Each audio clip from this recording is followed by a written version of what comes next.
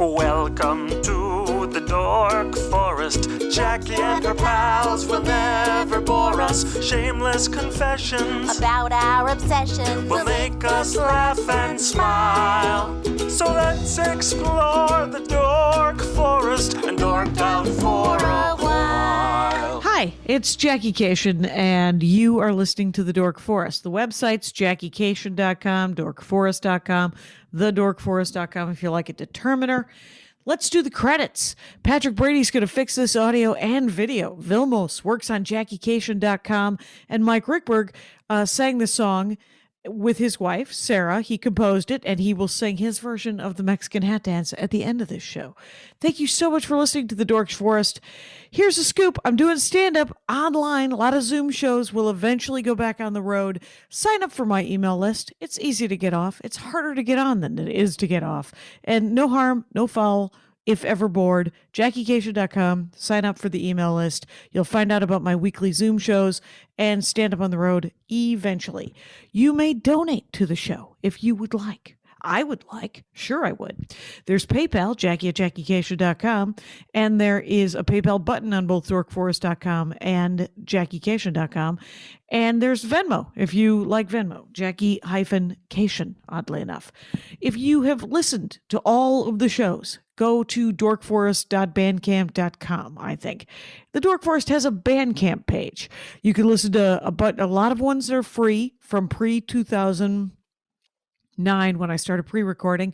And then there's live episodes that cost me a couple of bucks, so I charge you a couple of bucks. There's also some stand-up. There's a story album that's very exciting there. And other than that, I have a lot of merch in my garage. Feel free to order if you know anybody who doesn't have any CDs or the DVD. And you can follow me everywhere at Jackie Cation. Let's get into the show. Hi, Jackie Cation here in my garage. That's right, I said it right this time. Hello, Rangers. Welcome to the Dork Forest. I have a guest, and his name is Mathew Chadourne. And Mathew Chadourne, I have been on your podcast 6 months later. Yes. And it was super fun because we did it, and then we did it again 6 months later. Yeah. Yeah. Weird, awesome, hilarious. I forgot entirely about it. Did not know what. And then you were like, you wanted to do these things. Did any of those things happen? And who wants a podcast about accountability? Turns out people do. People really, they do. Welcome to the Dork Forest. Thank you. Hi, Jackie. It's good to see you again. I'm still talking. And okay, I would put it in it. And then you also have another one about saints, Catholic saints? Yeah, so Catholic saints, it's a friend of mine, Anna Domini. She's a fellow comedian and a theologian. And we're both atheists, and we talk about the strange lives of obscure saints in kind of an examination. Strange lives of obscure saints. I feel like that would be a book that would be sitting on a table in a bookstore in Galway. Yeah. Just say, wouldn't you want to read this? And I would, but then I would never read it. So I'm excited that you guys do the research on obscure saints and have a podcast called Saint Misbehavin'. Yeah. So. That's an awesome name. Mathew, thank you. If everyone goes to QEDcomedylab.com, they can find your stand-up, they can find the podcast, they can find everything, right? Yes. Yeah. They can find shows that I produce and podcasts that I make and all kinds of stuff. So. And I will put that in the notes, Rangers, so know that in your heart. Yeah. Welcome to the program, and let us dork out about something I've heard of, but I don't know what the heck it is. It seems to be a pile of DVDs. What is it? Yeah, that's pretty much it. Well, Blu-rays, I like to think of it as a pile of Blu-rays as well. It's a higher definition format. It's funny because actually, when you were on my podcast, you were talking about how your brother, I think it was your brother Russ, was obsessed with Lifetime movies. And he had a spreadsheet of like over 150. And in my head, I was like, my movie spreadsheet has like 1,000 movies on it. There's way more movies than that. And then I was like, Hallmark. His were Hallmark movies. Hallmark movies, yeah. And some of the categories were directors, what country they're from, and what the box office was, or the Nielsen ratings. So what is in your spreadsheet? So my spreadsheet is, it made me think about the Criterion collection, which is a collection of DVDs and Blu-rays There's over 1,000 of them now. And at some point, my collection became so unwieldy that the only way to make sure that I wasn't accidentally buying the same one twice was to form a spreadsheet and like get in there. And so only once have I accidentally bought the same one twice. What was that movie? Rebecca by yes, Alfred Hitchcock. So, sure. Good movie. It's good to have doubles. So, so nice for loaning out. Yeah. So the Criterion Collection it started in the 80s. It started as they made laser discs. Remember laser discs? Okay, yeah. So it's like a DVD for anybody under 40. Basically, they're a DVD that was as big as a record, and you had to flip it over in order to watch a whole movie. Right. It was almost like reels. It was like reel to reel, where the first half would be on the one side, and then you'd flip it over, and the quality was amazing, supposedly. Yeah. And so the Criterion Collection, they made laser discs, and one of the things that they did is they kind of pioneered the idea of like having a really nice print on the laser disc, like cleaning up movies. Like they also pioneered things like letterboxing, which is the idea, like, have you ever seen a movie in the full screen where there's like black bars on either side? So they kind of pioneered. Yeah. Who started the Criterion Collection? Oh, who started it? I forgot their name. Okay. Oh, no worries. Well, that's amazing because like when you say letterbox, because usually when they cut a movie down to watch it on a square television, so there would be kind of a pan and scan, and you'd get to see most of the movie, but you'd miss the original shot. So letterbox just tiniizes it, just makes it smaller, and then puts a bar above and below, right? Yeah. And I mean, like now with modern televisions, they're all that size. Like, but people forget that, like old cathode ray tube televisions were all square. Right. So it was like the only game in town. But now all TVs look like movie screens. But they also they saw the technology and they were like, oh, we can do things like different audio tracks. We can do director commentaries. We can do different angles, different this and that. So they started doing what? Extras, yeah, DVD extras, all that kind of stuff. They kind of pioneered that, and they came up with that idea, and they made it really good, and they made like a very nice package.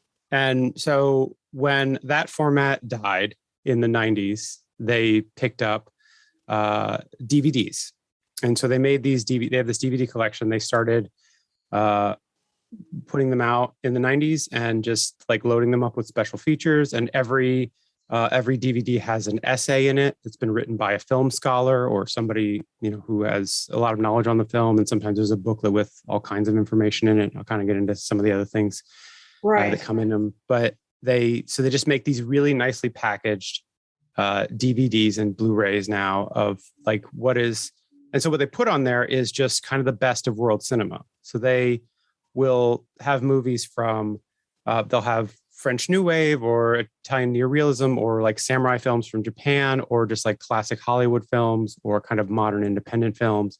It's kind of a hodgepodge of a bunch of different things. And the only real criteria, so to speak, for the Criterion is that it is a really good movie. And that has lots of different definitions. So there's lots of diversity. So many definitions. What committee, who determines that? I honestly don't know. It's kind of a black box as far as I know. I'm just kind of excited every time. So like once a month on the 15th, and I kind of like wait for the 15th and I constantly refresh their website. They announce what the new slate of films. They release about 4 or 5 every month. Wow. And so on the 15th, they'll say like, these are the films coming out in 3 months. You could pre-order.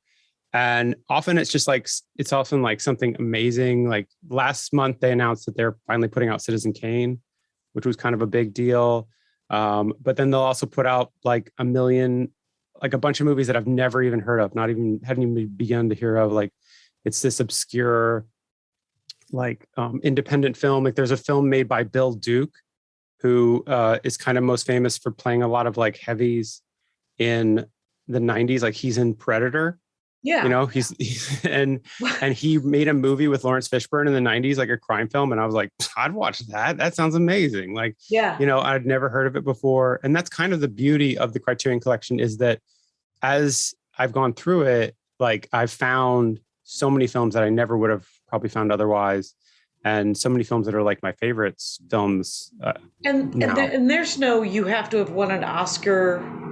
There's no, I have helicopters, so we could look forward to that. And live between 2 airports, and a couple of hospitals, and in a crime zone. But other than that, so there's the Criterion Collection isn't just like, because you could always get Citizen Kane on DVD. Right. This is something else. This is something more curated, I guess. Yeah. So this is kind of more curated. And you're right. There are movies in there that like you could have always gotten on DVDs. There's several Hitchcock films, which, are always in print, and Kurosawa and big directors. But what they do is they do 2 things that really sets them apart and like makes them very collectible. One is that they put an amazing amount of work into the design of the packaging of the DVDs. Okay. And so like they're just beautiful on their own. Yeah. The packaging. And so that's always really nice. And then the other thing is that they put a lot of effort into like making sure the prints are really good. They do a lot of work with like translation, which is really good. Like they will like the subtitles, because a lot of these are foreign films. Right. And they'll make sure that the subtitles are really good, which you can see. I actually had an experience where I live in the UK, and I went to the British Film Institute to watch Tokyo Story, which is a Ikuro Ozu film. And it's a film I really liked. And then their print was really old and the subtitles on it were garbage. I was like, what the hell is going on with these subtitles? I was like so outraged. I was like, I wanted to see it on the big screen. And then it was like this terrible print and the subtitles were garbage. And I was like, I have a Blu-ray at home of this from the Criterion Collection, which is so much nicer. Right. Why did they? Yeah. I don't know. It's so silly. But anyways, so like, yeah, they do stuff like that. Like, and then the other thing they do that's really kind of diabolical is they've numbered the spine of every one. So if you have a kind of obsessive personality, you're like, damn it, I need all the numbers now. I'm missing number 11 or number 300 or whatever. Yeah. Wow. Because I have probably 100 DVDs. Right. And I would like really good versions of those. Mm-hmm. Could I essentially research and see, like, are the Indiana Jones movies, and I am a simple woman of the people. Yeah. So are the Indiana Jones movies available as Criterion? No. So like, yeah. So the Criterion is like, it's kind of like the best movies that they can get is kind of more like, so it's like whatever that they'll go to studios and they'll be like, here is an obscure film, let's make a deal. Let's get a good print of this. Like I'll pay to restore this. Yeah. And then we'll put out this edition, So big movies are on there, like Silence of the Lambs is on there, RoboCop's on there. Mm-hmm. This is upsetting, but Armageddon's on there for some reason that I've never figured out. The Rock is also on there. Is that The Rock the Bruce Willis Rock movie, like the asteroid?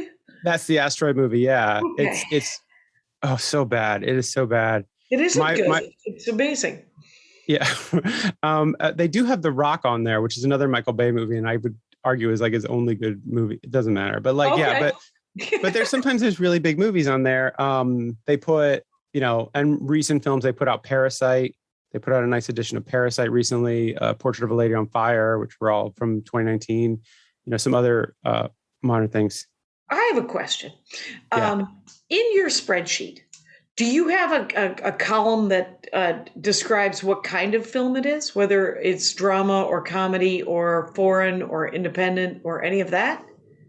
No. I'm just tracking like whether I have it and then whether I have it in DVD or Blu-ray.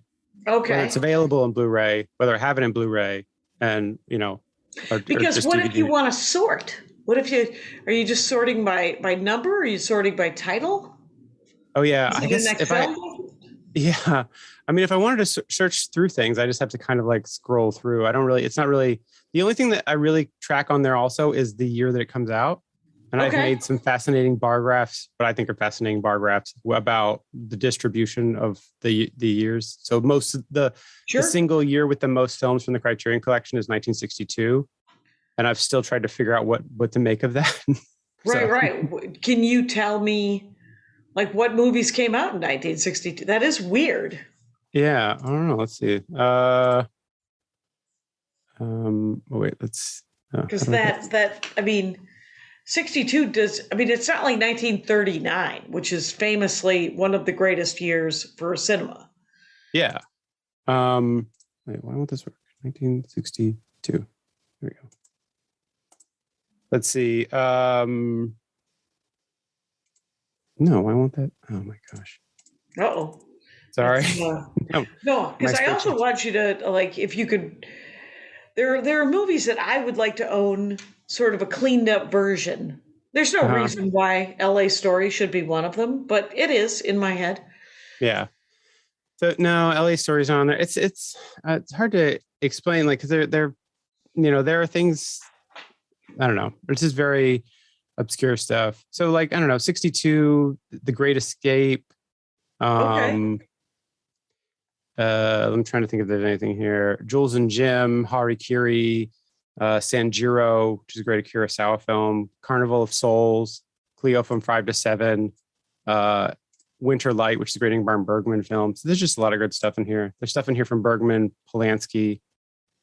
Not the best example, but Right. But yeah, so there's like, there's just, I don't know what it was about that year. I still haven't quite figured out. I still haven't cracked it why that's the one year that's got the most films, but there's some quality stuff in there. Because it feels random, but those are quality films. They're famously. So they clean them up, which means that they get the original print. Yeah, well, they'll often try to get original film elements, and the ones that they, if they can't, they'll take whatever the best one they can get, and they'll clean it up digitally. They'll put a lot of work into it. They'll work with like UCLA like film labs and the Academy of Motion Picture Arts and Sciences and all these different organizations, both in the U.S. and around the world. And they'll kind of go halvesies on these prints and new things. Like one of the things they did is the Criterion collection was like number 12 is Silence of the Lambs. I think it's like number 12. But a couple of years ago, they released a new edition, which was like the 25th anniversary of Silence of the Lambs. Mm-hmm. There was a new print was struck, and like you could go and see it in theaters and things. Probably in LA. It was here and it played in London and places. But so they put out a new edition of it, which is something else they do, which. Right. And then if you were to have both of them, you would then have doubles. I would have doubles. Yeah. But apologies. I wonder about that. But yeah, they have just like, people call it like film school in a box. It is like, if you watch it, you'll see kind of the best that the world cinema has to offer. And it's been. Is there any? This is just gratuitous question right here. Is there any porn? Yeah, there is. Yeah, there's a couple that are. What? There are a couple that are just kind of straight up pornographic films. There's some Japanese films. Empire of Desire, I think this is what it's called.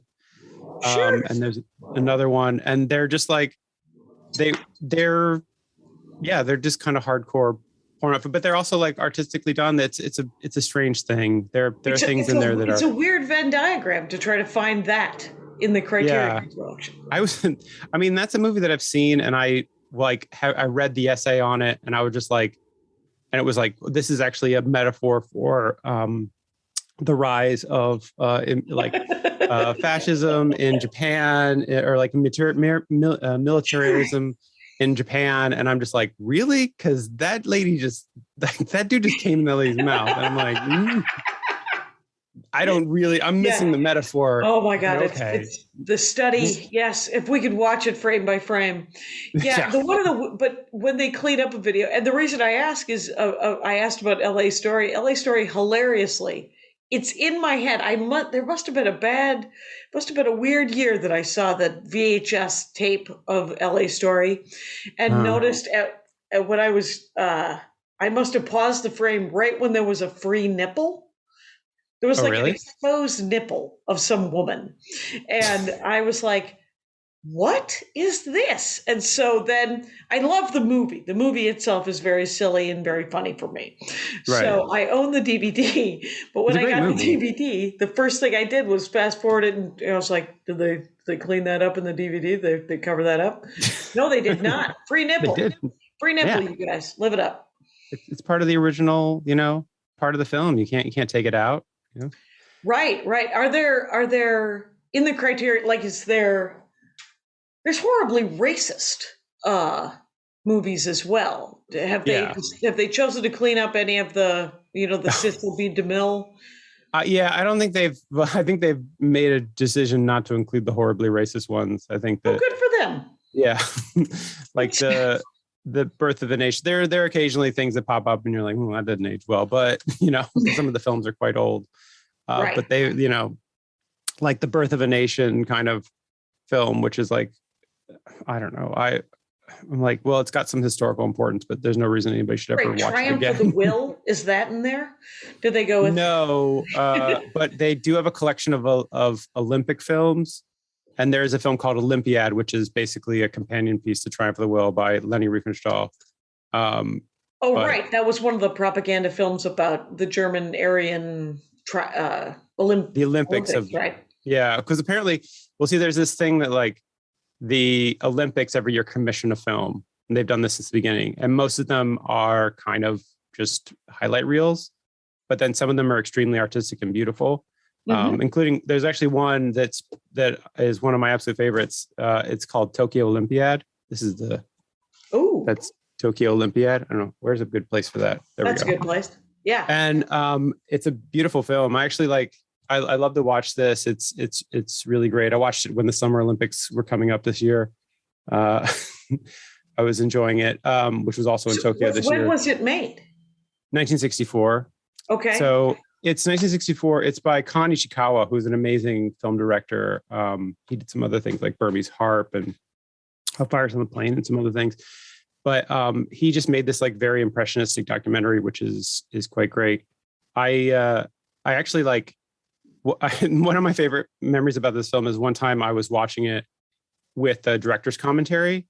Yeah. And my wife, when we were still kind of early on in dating, she like came over to my apartment and she's like, "What are you watching?" And I was like, "I'm watching this documentary that I really like with the director's commentary." And she's like, "You're watching a documentary about a documentary?" And I was like, "I guess so, yes."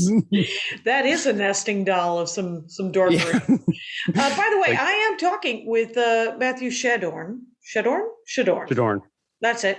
And he has two podcasts, 6 Months Later podcast and Saint Misbehavin', and also does stand up in the UK. And if you go to QEDcomedylab.com, you can find everything for that. Hooray. Great.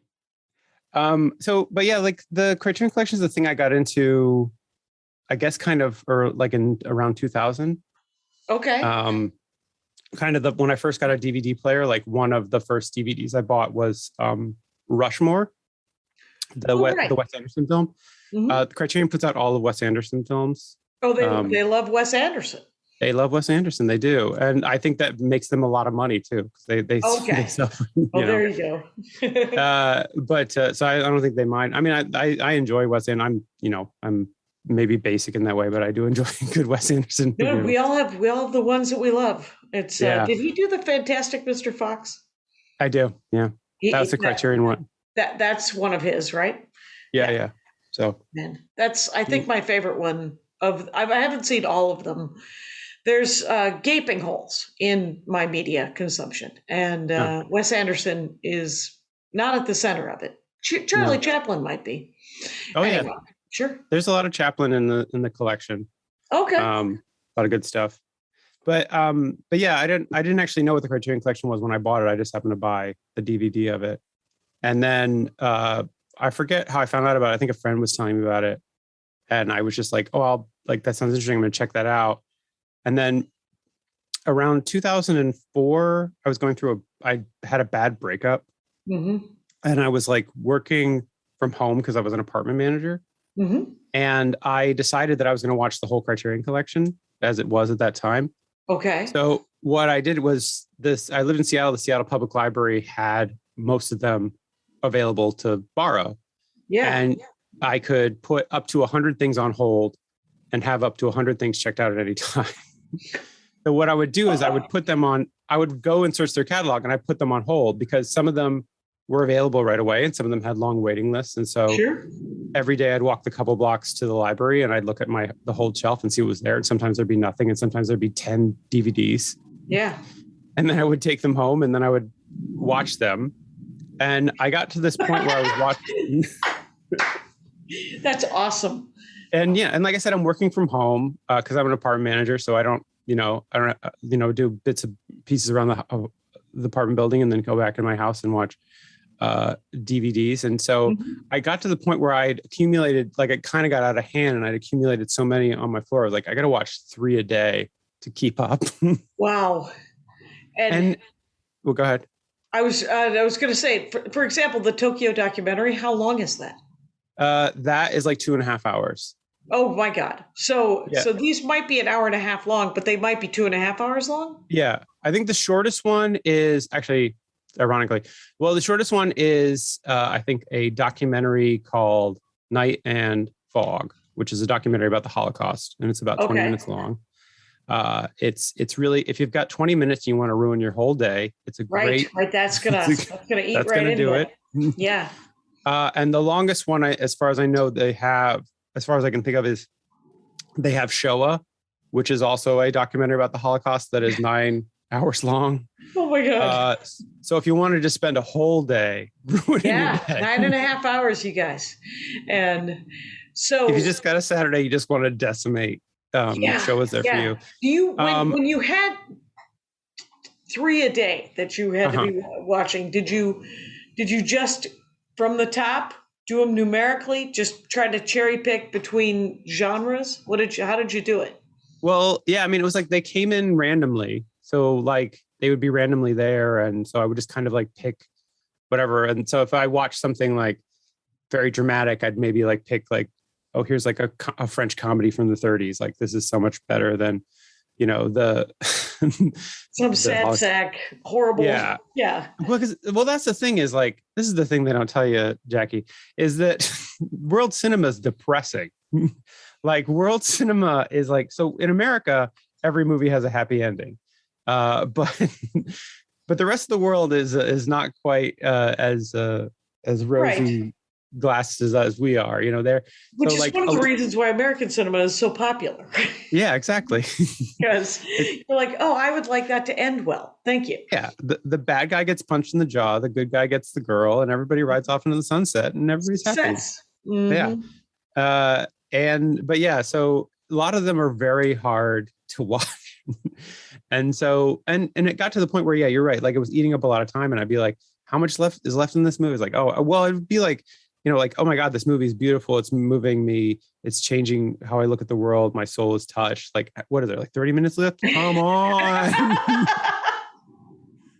It's like, oh my God, I just need this to end. I get it. It's great. Just fucking go already. So it got to the point where I probably wasn't appreciating them as much as I should have. And then I remember very distinctly, like one day after doing this for weeks and weeks and weeks on end, I finally hit the wall. And I remember there's this Danish film from, I think, the 30s or 40s called Day of Wrath, which is just about witches being burned at the stake. And it's all a metaphor for like sexual repression. And it was just all black and white and bleak and Danish. And I was just like, I'm fucking done. Done with this. I was like the kid. I like smoked all the cigarettes and I was like, now no more cigarettes. Right. You total pack. And so the ones I had left on the floor, I packed up like 20 of them and I was just like, I can't even watch. And I took all the ones I had on hold and I just canceled all the holds. And I was just like, I'm just gonna, okay, this was a fun experiment for a while, but I need to like pace myself better on this. Right. This isn't going to help you get over the breakup. No. Just one horrible, beautifully shot movie after another. Yeah. That's the thing. It did really, yeah.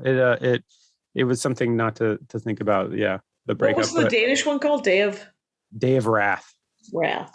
Carl Theodor Dreyer's Day of Wrath. Yeah. But yeah, and but as time went on, I got a little bit of money. I started buying them for myself, and I built up a little collection. And then I had a friend who I was living in Knoxville, Tennessee at the time, and my house was robbed, and my collection was all stolen. Oh my gosh. Which was a bummer. Yeah.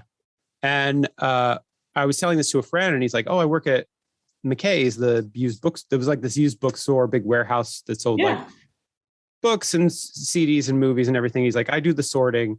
If you want, I will see if I see any, I will put them aside for you, and I'll send you. And then and if you want, you can come pick them up." And I was like, "Oh, that's great." That is. And then he wow. So he sent me a message a couple of days later. It was like he got 3 in, and I was like, "Well, I have one of these, and one of these I don't really like. So, but there's another one that I kind of want." So I went in, and just as like, to be nice, he was being nice. And then he grabbed it for me, and then he like stood in line with me, and I was like, "Why are you standing in line with me?" He's like, "I'm going to give you my discount." And I was like, "Really?" And it was like $6. And I was like, "Oh my God." And then how much do they normally cost? Oh, wait. So this is another thing I should say. So DVDs usually cost around $30 for a normal release. The Blu-rays usually cost around $40. Okay. But you can get box sets that are upwards of several $100s. Wow. So it depends. It just depends on what is going on. So like I'll show you this. This is one of my. So a $6 Criterion DVD is a deal. Yeah. So used, I was totally happy to get, used ones. Sure. And this way I got hundreds. And because like every time I was like, yes, I don't care what it is. I'll buy it, whatever. Right. And I bought a bunch. There's still some I that was years ago. I still have a bunch. This is this is a complete box set of every Zatoichi film. Do you know Zatoichi? I don't know Zatoichi. Zatoichi is a series of Japanese films about a blind samurai. Okay. Blind swordsman. So it has this, and there were like 27 films in the Zatoichi canon. So it's got this box set that's got all these, DVDs and Blu-rays in there. And are there extras and essays and interviews and all that kind of thing? Yeah. So every film has, so it has this booklet that comes with it. And then every film has an essay. Oops, there we go. An essay and an original piece of art from a different artist. Oh, so it has like an essay that tells you about the description of the film, the people behind the scenes stuff, and then just like an original piece of just like beautifully drawn art from holy smokes, different graphic designers, comic artists, professional illustrators, just all these different people. It's really quite beautiful. And it's beautiful. And I think I got this as a gift for Christmas from my parents. And I think it was something like $300. How do you spell Zatoichi? Zatoichi, Zatoichi. Yeah, if you like samurai movies, and I do.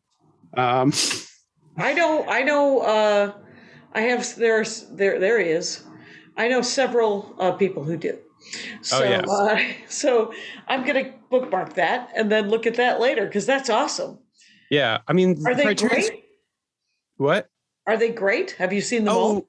Yeah, they're really fun. I think I've seen them all. They kind of, they a little run together after a while, but they're very melodramatic. Like Zatoichi rolls into town. He's a wanted outlaw. Everybody underestimates him because he's blind. Somehow he runs afoul of the local Yakuza. There's either a woman or a child in trouble. Sure. One or the other. That's awesome. It's totally Western stuff. Yeah. It's awesome. Really great.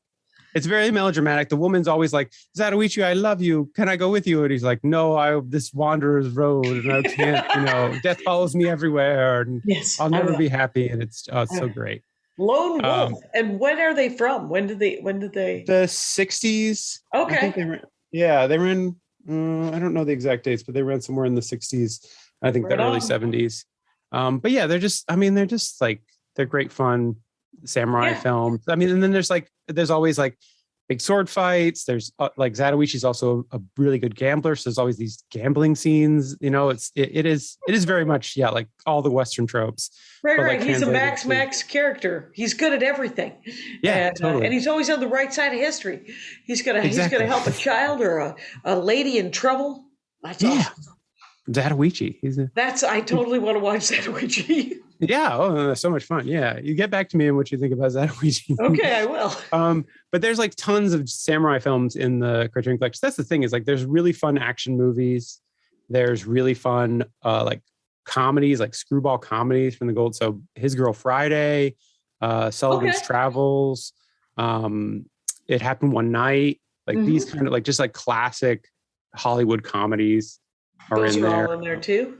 So do they do interviews with the original cast, or I mean everybody's dead, right, on some of this stuff? Yeah, but sometimes they'll have like I don't know, like if archival stuff or archival stuff. I'm trying to think what I saw the other day that had I don't know, like they'll have like, somebody was on the Dick Cavett show in the 70s and they'll dig that up, I remember I was watching Paris is Burning. You know the documentary Paris is Burning? Nope.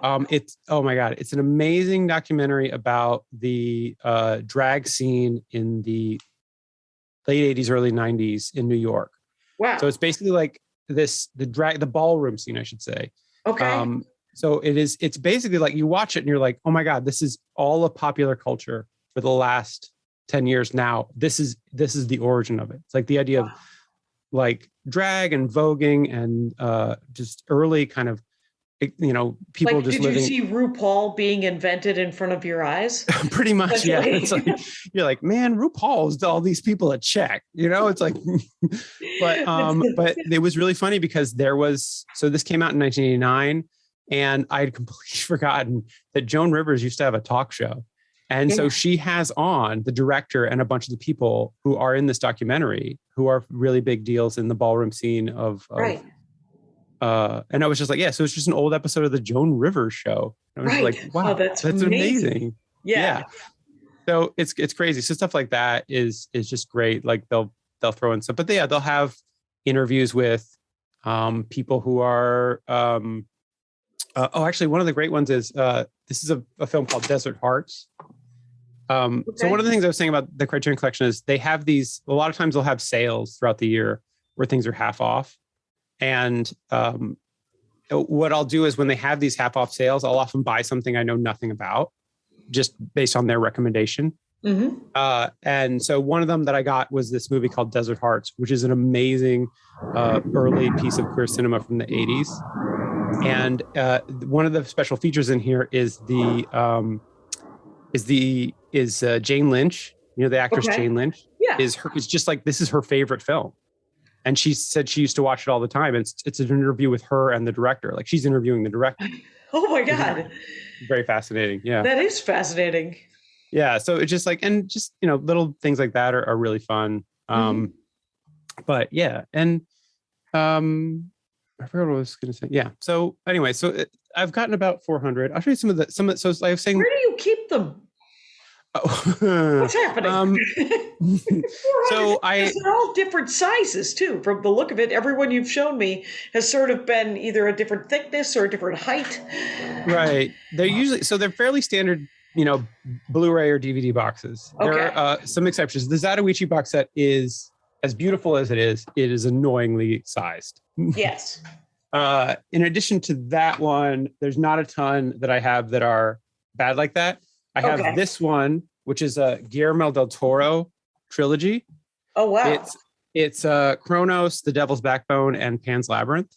Okay. Which are three phenomenal films from him. I think I've only seen Pan's Labyrinth. Oh, you should definitely see Devil's Backbone, at least. Okay. I think that's a masterpiece too. But it's like this, it folds out. Oh my God. But there's this, and in the center is this huge book with like original sketches and essays and all this information about the films. And so, yeah, that's really great. But it's also awkwardly sized to put on a shelf with all your DVDs. And then the greatest example of this, and one of my favorite things, is Criterion number 1000, which as the numbers ticked up and we got closer to 1000, I was like, man, I wonder what they're going to do for number 1000. I'm so excited about this. And what they did is they made this. This is a box set of all the Godzilla films from what's called the Showa era films from 1954 to 1975. Okay. And they made this. I don't know if you can see how big this is. It's huge. It's huge. Like 11 by 17. Yeah, it's basically, like poster size. Yeah, it's poster size. It's like, so this doesn't fit on any shelf I own. I actually had to build like a special. It needs its own shadow box and a little diorama with action figures. Oh yeah, I mean it's great. What it is I have a little shelf that it sits on, so it just sits displayed like this against the wall, like it is a poster. Oh yeah. But then you open it up, and again, it's that same thing where it's like it's got an essay and an original piece of art for everyone. Oh wow. Yeah. Son of Godzilla. I mean, it's beautiful, and then all the. How many movies are in that? It is 17 films, I think. What? Yeah. It's 15 films. 15 films. How many is Godzilla the hero? Yeah, Godzilla raids again, Godzilla versus Kong, Godzilla versus Ghidorah. It's destroy all monsters. And is it all the Japanese versions? Yeah. So the original Japanese versions. I kind of wish more of them. There's a handful of dubbed versions in there. Yeah. I kind of wish there was a dubbed version for all of them because I kind of love that, and also because I kind of want to show him to my son, and when he's younger, but like, not have to wait till he can read. He's a baby, right? Yeah, he's a baby. Okay, but eventually, when he's older, I think as a little kid, they'd be fun to watch. But this is actually like. I have this to tell you. Let me just tell you about children and monster and adventure things. They're willing to read. Yes, that's true. Because I babysat for this kid when he was like 6 or 7, and he loved all of the Dragon Ball Zs. And I found him bootlegs of Dragon Ball Zs, but they weren't dubbed; they were subtitled. Oh. And he hated reading until he started watching the VHSs I would get him. Oh, really? From this knockoff comic book store here in Los Angeles. That's hilarious. When I gave him the CDs, the VHSs, I was like, I'm so sorry that these aren't dubbed. And he wrote me a thank you note, his mother, of course. But he wrote me a thank you note, and he said, I don't care. They're so cool. So know in your heart that it could encourage your child to read more. Oh, wow. Well, it's good to know. Yeah. Because I mean, my kid's probably going to watch a lot of. You can't call it. Yeah. But it's funny because you're asking where I keep them. We used to have a small room that was like not quite big enough for a bedroom. And I was like, okay, let's make this into like a home theater room. So basically fit a couch, and then on the opposite wall, we could put a TV.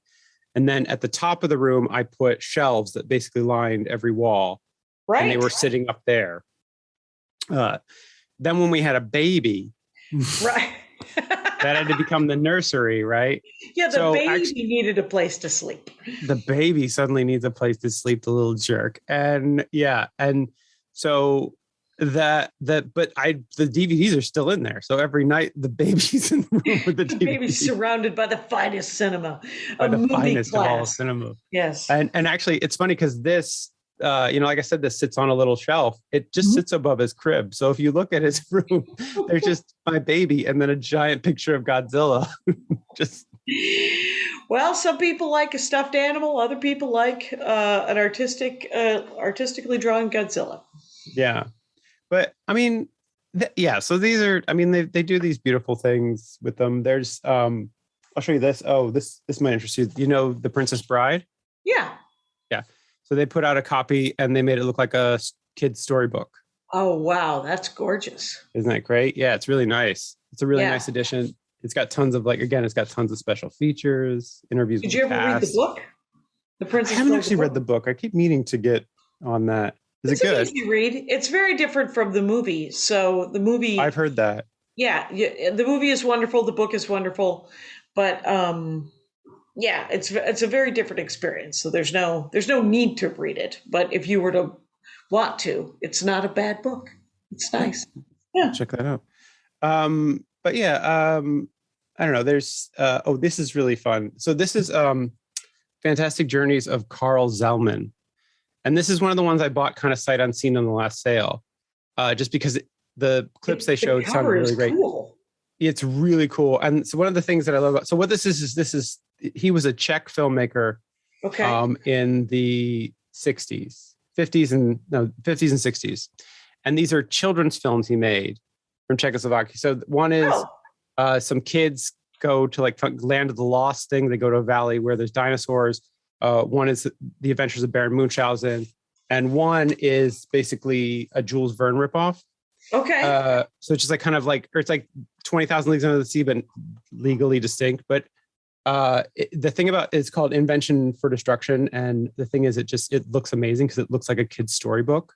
Yeah. Like somehow, like it visually looks unlike anything I've ever seen. The shooting, the filming of it. The filming of it, it looks like it looks like line drawing. So, but they built this, and it's a pop-up book. So the packaging is an actual pop-up book. Yeah, that's awesome. Really great. So this is great. The Baron Munchausen on the cannonball just flying through the air. Oh, that's pop-up book. Cool. It's beautiful. I mean, just the packaging on these are just stunning, and they put so much work into them. You have to really appreciate that, and that's part of the beauty of them. You can put them on your shelf, and they look great.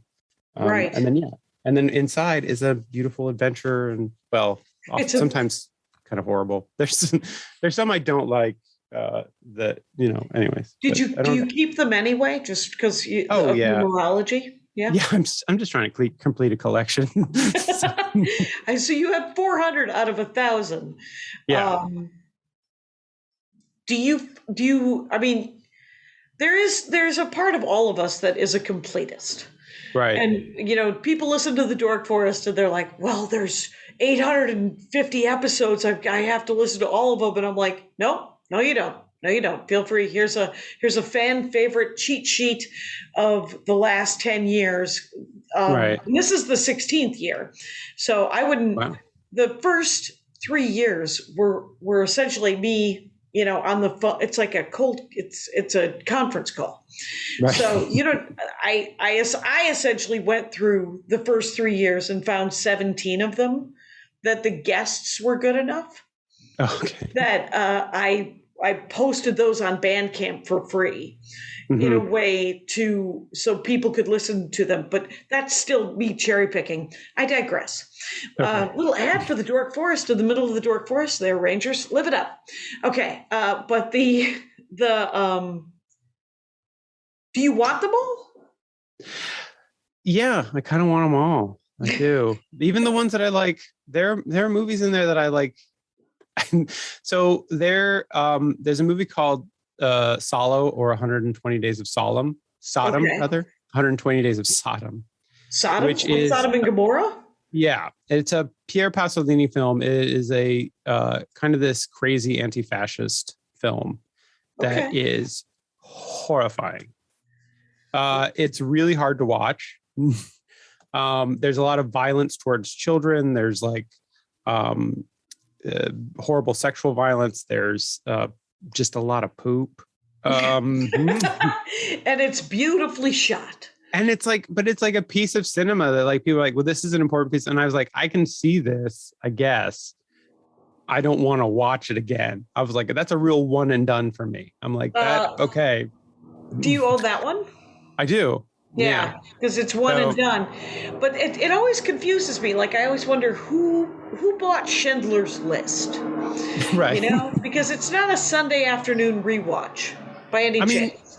Yeah, I mean, that's the thing. That's a happy ending. That's a guy who saved hundreds of people's lives. Yeah, exactly. I mean, that's pretty good. But I mean, like, I have Showa, and like, that's a thing that's just like, that's not like I'm just gonna it's what I got a Sunday afternoon just gonna pop on Showa like I mean it's an important. What are the extras on Showa? I don't know actually. Probably just more sad interviews. Just that is so brutal. It was my junior high social studies teacher. Heck was his name? Well, He's no doubt passed away, but he was in World War II. He was in the tank division that rolled into Auschwitz and liberated Auschwitz. Oh, yeah. And so every year he made the ninth graders watch the Nuremberg trials, which has footage of the liberation of, he's not in it. He's like, I'm not in this. I'm not making you watch this because that's my tank. I'm making you watch this because I had let me pause it here. There's me waving. There's that me exciting? sobbing. Anyways, we don't have to watch my own into my uniform. But he was like, I had to live through this, and this should never happen again. And so it was. You could get out of watching it. He was like, I just need you to, have your parents just give me a note. And so the only people there was one kid. I lived in a very, very non-Jewish small factory town, and it was the one of the Jewish kids that was in my class. She got it a note so she was like, guess what? I've seen it. My parents have been showing me this shit since I was a kid. I totally agree. Everyone else should have to see this. I have seen it. Yeah, exactly. But yeah, so there's a lot in the collection that I watched once, and I'm like, good. Like there's some hard things to watch in there. Are there ones that you rewatch a fair amount? Oh yeah, there are ones I watch all the time. I watch a lot of the Curates stuff again. It's just fun. It's just, I mean, especially I should say fun. I should say the samurai ones are really fun. Yojimbo, Sanjiro, Seven Samurai. I'll watch those. Is there any Jackie Chan? There is the Police Story 1 and 2. I have that. That was a nice little box set. How about animation? There's a handful of animation. There's Fantastic Planet, which is a weird, I don't know if you've ever seen Fantastic Planet. It's like the 70s animation film. It's almost totally silent, about people who live on a fantastic planet where they're basically humans are kept as pets. Oh, okay. It might be just that one. I feel like there's another one or two that they've added since then, but Fantastic Planet was the first one that they added. Okay. So there's some in there. Yeah, I think, you can see the taste. Like I said, I don't know who makes these decisions, but you can kind of see the tastes of the people who do things. This is a real glimpse into whoever this committee is. I kind of am. Rangers, people might know. People who listen to this show have, this might be someone else's dorkdom, and they might know who gets to pick. Yeah, but I mean, it's and I for the most part, I think the picks are very interesting and very fun, and again, they picked a ton of stuff that I never would have found otherwise. Right. I bought a boxed set of movies, not Criterion Collection, but they were like sort of pulpy. They were 70s straight to VHS movies. Oh, yeah. And there was a bunch of them. And it was the only way that I could get a movie called Van Nuys Boulevard. And I lived right off of Van Nuys Boulevard. Oh. Which I guess was a big cruising strip in the 70s. Oh, okay. Where, high school kids would cruise up and down, and you'd go get sodas and talk about the Vietnam War, whatever. But the movie itself, Van Nuys Boulevard, there's a 5-minute trailer on YouTube that I would actually recommend watching instead of watching the movie. Okay. Because you get it. There's a crooked cop. There's a statutory rape scene. There's all kinds of problems with the movie, but the cop gets his comeuppance at the end. That's what I'm looking for. And but I think it went straight to VHS, and for some reason it was easily 8 or 9 movies for $5 off of Amazon. And so I wonder if there's any movies like that. Yeah. So there's movies that are like cult films. So a classic. Well, I mean, so there's Repo Man, which is a classic punk rock. Sure. I also you got to live by a code, man. Exactly. Yeah.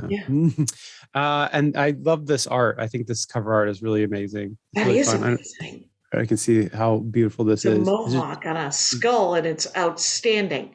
And Everyone should it's go to my also like YouTube this. page and watch this. It's a map of LA as well. It's just really. Oh my God.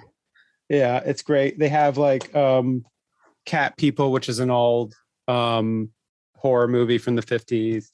Okay. They have things like Eating Raoul, which is a movie from the 70s about people eating hippies. Right. Cannibalism, if I remember correctly. This is a great Night of the Living Dead edition. Oh, wow. I love this. This is so good. How does that open up? What's that look like inside? So yeah, some of them are normal plastic. So this is like a slipcase, and then you open it up, and there's this more great more you zombies. Fold it out. Zombies. Oh, yeah. And then what is this? Oh, this is so the essay comes in a pamphlet that folds out to a poster of Barbara. Or this is this is actually the zombie daughter in the basement. And then on the back is like the essay is just written there. And who writes? Is it just guest essays? Yeah, they'll find like amazing film critics. So this is a film critic named Stuart, or like historians or something. This is a guy named Stuart Clownans. He's a film critic for The Nation. Oh wow! For the That's magazine amazing. The Nation. Not for the. He's like he's the national film critic. No, he's a film critic for the magazine The Nation. Magazine The Nation. Yes, but like they have things like Carnival of Souls, which is a weird old sci-fi movie. This weird one called Equinox. I think I see why you want to get them all, just to see the art and to read the essays and to see what they've done with the film. I mean, yeah, it's the packaging is a huge part of it. Like they've just put so much effort into making these really beautiful objects. Yeah. And that's great. I mean, that's definitely a big part of it, I think. I mean, the film itself, which is why you're like, well, even if I only watch this movie once, look how cool this box is. Yeah. Yeah. That's kind of the thing. And they've gotten much better at it over the years. Like some of the original ones felt very utilitarian. Maybe it's like, here's just kind of an image from the film on the cover, or here's like maybe the old poster, the original poster or something like that. And now they're like, we're commissioning like all these different artists, graphic designers. I have this great, where is it? Lone Wolf and Cub. Paul Pope, the cartoonist Paul Pope. I don't. This is I'm a big fan of his stuff, and I love Lone Wolf and Cub. Okay. And so this is kind of a great confluence of the two things. It's just like a beautiful, like original art from Paul Pope. Right. Is that or like live action or is? Yeah. Okay. So Lone Wolf and Cub, it's long running manga, but then they did like 5 live action films in Japan. Okay. So yeah, and those are kind of fun. They're just like grindhouse bloody samurai action. Okay. Yeah. But there's like and there's a lot of that. There's like some really great kung fu movies in the mix. There's some great, and again, samurai. There's a number of really fun westerns. So there's a lot of genre stuff in there. Yeah, I was gonna but just the high quality, like just really high quality stuff. Right. Is there any Miyazaki? Did you find any Miyazaki? Yeah. No, I think Disney owns all that Miyazaki stuff now. Oh, and like right. there's no Disney in there. There's another, I want to say it might be Universal, or there's another company that like they just don't work with them. Is there stuff that you're looking for that we're getting close on the hour here, by the way, Mathew Charbonneau. Very sorry. And it's okay. Is there stuff that you're sort of that you would love to see them do? There's a handful of films I think I'd like for them to do, get the Criterion treatment, but I'm kind of happy for them to just kind of guide this ship and kind of just see where it goes, because that's awesome. I mean, their width and breadth of information and knowledge is so much greater than mine as far as the movies goes. And I've really enjoyed discovering some of the things that I found. So is there anything that you can do with it? All the information? Like you say that it's sort of like a class, like a movie making class. No, I just like movies. I don't make movies. Right. Yeah. I might love to make a movie. I don't know. But like I'm not really pursuing that at all. I'm just a comedian and a podcaster. Right, but that's one of the things they say about the Criterion Collection is that it's some sort of instructional thing in a collection. Yeah, I mean, it is like it's film school in a box. It's like they're basically showing you like this is an amazing cross section of like, here are some of the greatest directors, some of the greatest actors, some of the greatest screenwriters. Some people with huge budgets who did amazing things, some people with no budget who did amazing things. Like, and like people were in Hollywood, or people who were in like Senegal are making movies. Right. That people are making movies all over the place, all over the world, and you're seeing just different things from different people. I mean, the only thing that I could possibly do with my fandom is, and I would, if anybody from Criterion actually hears this, I would love it, but they do this thing where they have these videos where people can go to the closet in their offices that has all the movies in it, and they just kind of pick out movies that are their favorites, and they make these videos about why they love them and stuff. And my goal is to become famous enough that I can maybe one day do one of those closet videos. Sure. That essentially you'd been asked to do sort of a very specific Dork Forest in a closet about your collection by the people who made the thing that your dorkdom is. Yeah, exactly. That's kind of awesome. But yeah, so hopefully I would love to do that. I have a lot of Criterion jokes that would work nowhere except for in that format. So.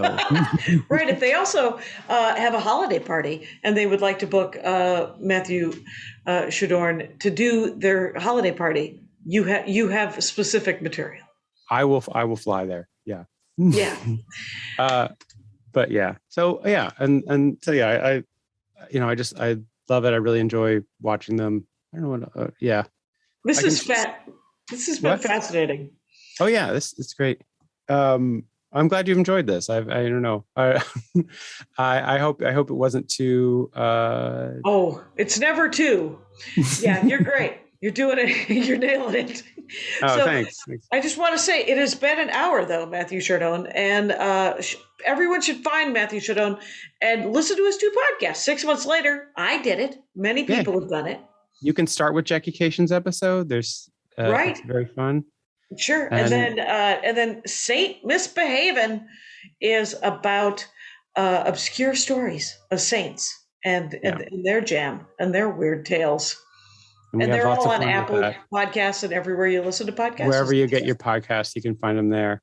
Okay. Look them up. And is your stand-up schedule on QEDcomedylab.com as well? Yeah, as much stand-up as I'm doing right now, it's there. So right, we're in lockdown. And yeah. And but yeah, and if you're in the UK, come and see me. I don't know. There you go. Come and say hi. Thank you so much for doing the show. Oh no, thank you for having me, Jackie. I've really been looking forward to this. Awesome. And Rangers, you know the rules out there. Take care of each other. My hat, my hat, my hat. They're dancing around my hat. My hat, my hat, my hat. Well, what do you think of that? If it looks like a Mexican hat dance and it sounds like a Mexican hat dance, it's most likely a Mexican hat dance. So take off your hat and let's dance. Yay! Oh my God. Why don't we just call that as the end of the show?